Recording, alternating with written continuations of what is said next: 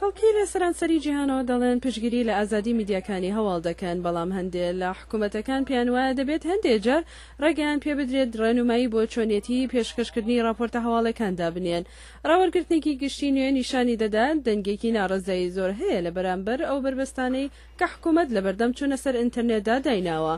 چین و 19 وڵاتی دیکە یەکێکن لەو وڵاتانەی کە حکوومەت بربەستی لە بەردەم بڵاوکردنەوەی راپۆرتە هەواڵەکانی داناوە و ئەمەش بە پێی ماڵپەڕی worldopinion.org کە گروپێکی ئەمریکی و ئەم ڕاوەرگرتنیان ئەنجام داوە.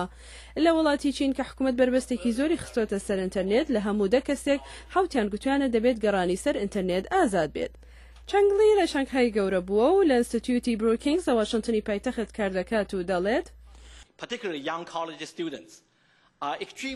جەماوەری چینی بە تایبەت خوێندکارانی لاوی کۆلیژ ئەو پەڕی تووڕن لە میدیای ڕۆژئاوا و لەو باوەڕەدان لە ئەنگیری و هەندێک جاریش ڕەگەزپەرستی لە دژی چین لەخۆ دەگرێت. زۆربەی میدیاکانی ڕۆژئاوا بە تایبەت CNN متمانەی خۆیان لای چینەکان لەدەست داوە. چنگ دەژڵێت زیاتر لە 30,000 ڕۆژنامەوانی بیانی ئەم ساڵ لە نێو جەماوەری چینیدا دەبن بۆ ئەوەی هەواڵەکانی ئۆلۆمپیاد بڵاو بکەنەوە، ئەوانش هەواڵەکانیان لە وەرزش زیاتر دەبێت. ئەوان بە پانتایی چیندا دەگەڕێن و لەسەر هەموو لایەنەکانی کۆمەڵگەی چینی دەنووسن. ئەم ڕۆژنامەوانە بیانیانە گەورەترین گرفت و ئاستەنگ بۆ گەلی کۆماری چین دەخڵقێنن. لە 6 وڵاتی گەورەی موسڵماندا و لەگەڵ رووسیادا ژمارەیەکی یەکجار زۆر خەڵکی دەڵێن پێویستە حکوومەت مافیەوەی هەبێت کە زانیاری دەربارەی بابەتە سیاسیە هەستیارەکان سنووردار بکات. نادیە بلباسی پەیامنێری تەلەڤیزیۆنی العەرەبیە و باسی هاوکارێکی خۆی دەکات.